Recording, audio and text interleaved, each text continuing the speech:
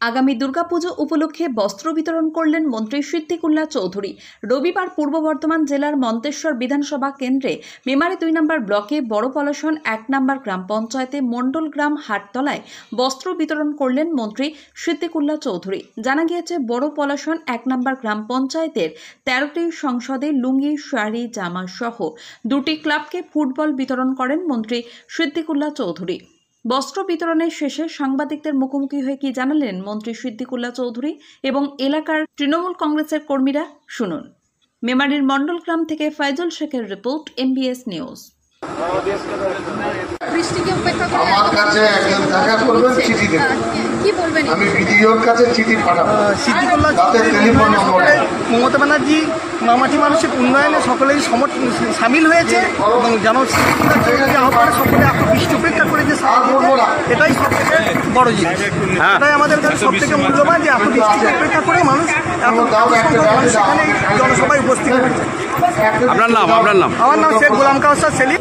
13টা সংসদে যেমন প্রয়োজন আমরা যে রিকমেন্ডেশন দিয়েছিলাম মন্ত্রী সবাইকে দিয়ে দিয়েছি।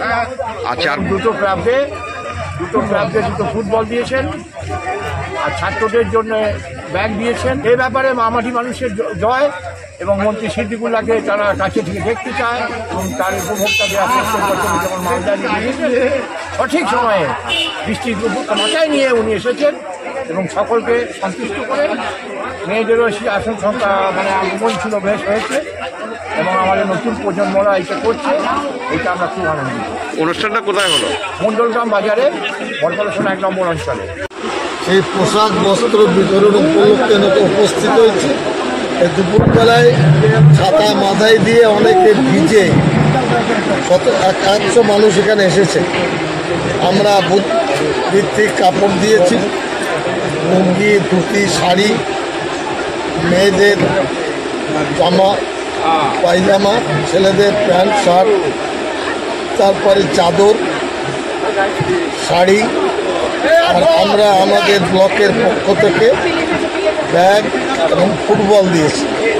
এই বর্ষাতেও মানুষ প্রচণ্ড উৎসুক, তারা এগুলো স্বাচ্ছন্দ্যে নিয়েছে এবং সরকার যে এইভাবে মানুষের পরিষেবা দেয়, এটা তো একটা জ্বলন্ত প্রমাণ হিসাবে সাধারণ মানুষ সেটা গ্রহণ করছে।